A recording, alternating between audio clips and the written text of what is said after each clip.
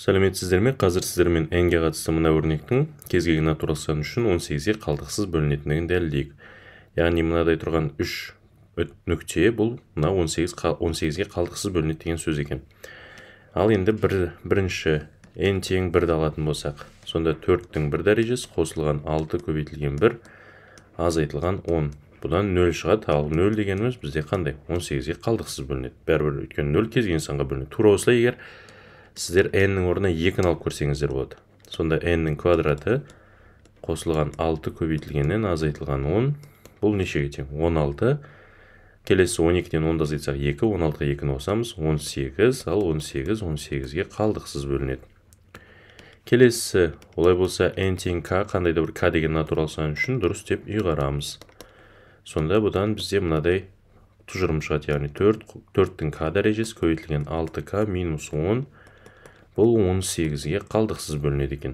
Енді келесі үшінші қадам n тең k плюс 1 үшін енді осының қалдықсыз бөлінетіндігін дәлелдеуіміз керек. Олай болса, міне 4-тің n-нің орнына k плюс 1-ді қоям. 6 көбейтілген k плюс 1 азайтылған 10. Енді бұны біз қазір ықшамдайық. 4-тің k плюс 1 дәрежесі деген ол 4 көбейтілген 4-тің k дәрежесі қосылған 6 еселенген k қосылған 6 минус 10 деген шықты. Сонымен біз енді қазір бұған көріп отырғандарыңыздай 4k деп тұр ғой. Мен сонда қазір бірден бұлай жасап алайын. Мына екінші қадамдағы тұрған мына өрнекті қазір көшіріп жазайық. Міне 4-тің k дәрежесі қосылған 6 көбейтілген k азайту 10 деп. Енді мына бізде қарасаңыздар 4-ке 6k-ны көбейтсек 24 шығады ғой. 24-тен 6k шығу үшін онда біз не істейміз?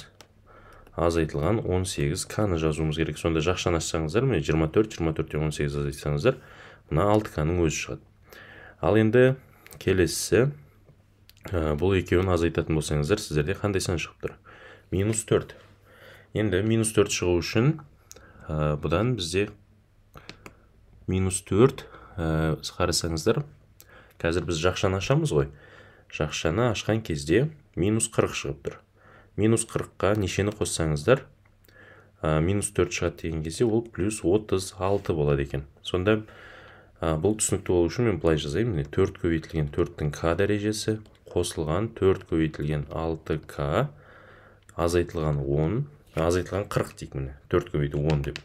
4 көбейтілген 10. Ал енді осыдан біз не істеуіміз керек еді? Азайтып тастаймыз 18k-ны, келесі бұған 36k-ны қосамыз. Сол кезде бізде не шығады? 4 көбейтілген 4-тің k дәрежесі 24-тен 18 азайтатын болсақ 6k, минус 40-қа 36-ны қосатын болсақ минус 4. Яғни мына тұрған өрнектің өзі шығайын деп тұр. Неге біз дәл осылай алдық? Себебі біз екінші қадамнан білеміз ғой, мына тұрған өрнектің 18-ге қалдықсыз бөлінетіндігін. Ал енді олай болса, теңдігімді мына жерден жалғастырайын.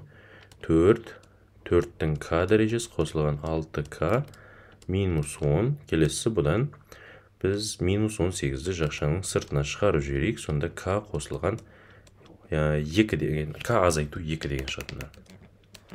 Ал енді осының 18-ге қалдықсыз бөлінетіндігін қалай дәлелдейміз?